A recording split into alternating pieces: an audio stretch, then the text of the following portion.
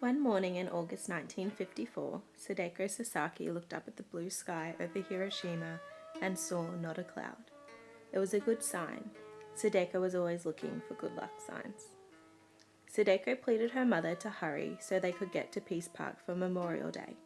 Memorial Day is to respect those who died when the atom bomb was dropped on the city.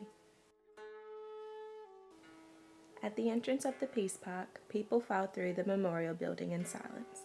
On the walls were photographs of the ruined city after the atom bomb, the thunderbolt, had instantly turned Hiroshima into a desert. Sadeko whispered to her best friend Shizuko, "I remember the thunderbolt. There was a flash of a million suns, then the heat prickled my eyes like needles." Shizuko exclaimed, "How could you possibly remember anything? You were only a baby then." It was the beginning of autumn when Sadeko rushed into the house with good news. "I've been chosen to be on the relay team, and if we win, I'll be sure to get on the team next year." This was what Sadeko wanted more than anything. From then on, Sadeko thought of only one thing, the relay race. She practiced every day at school and often dreamed of running faster. At last, the big day arrived. Sadeko was so nervous she was afraid her legs wouldn't work at all. At the signal to start, Sadeko forgot everything but the race.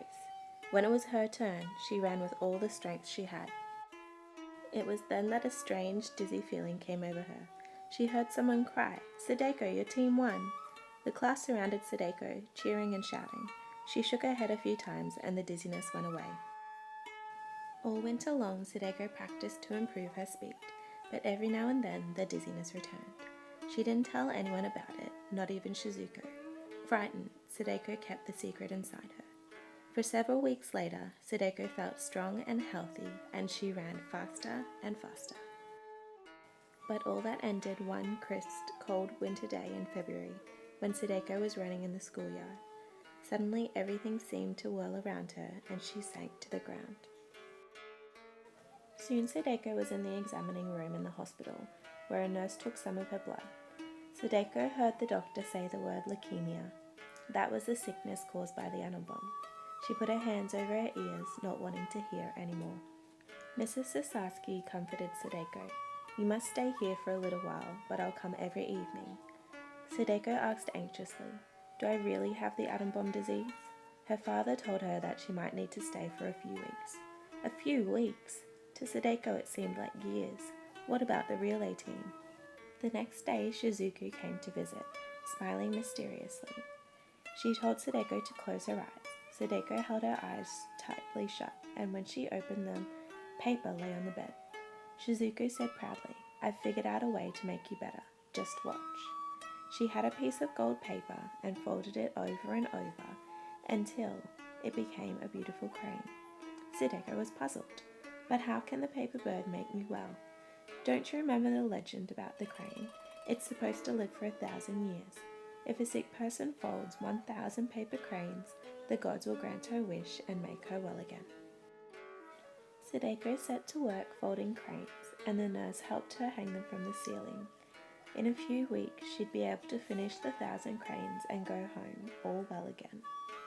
7. I wish I'd get better. 8. I wish I'd get better. 9. I wish I'd get better.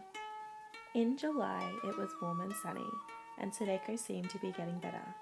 "I'm over halfway to 1,000 cranes, so something good's going to happen." And it did. Her appetite came back and much of the pain went away. She was going to get to go home for Obon, the biggest holiday of the year. Obon was a special celebration for spirits of the dead who returned to visit their loved ones on Earth. But by the end of the week, Sadeko was weak again and had returned to hospital. For the next few days, Sadeko drifted in and out of a strange kind of sleep. Her parents sat beside her bed. "When I die, will you put my favorite bean cakes on the altar for my spirit, and a lantern on the Ota River for me on Peace Day?" "Hush," Mrs. Sasaki said. "That will not happen for many, many more years. Don't give up now, Sadeko. You have only a few more 100 cranes to go." As Sadeko grew weaker, she wondered, did it hurt to die, or was it like falling asleep? Would she live on a heavenly mountain or star? She fumbled with a piece of paper and clumsily folded one more bird. 644. Her mother came in and felt her forehead. She gently took the paper away.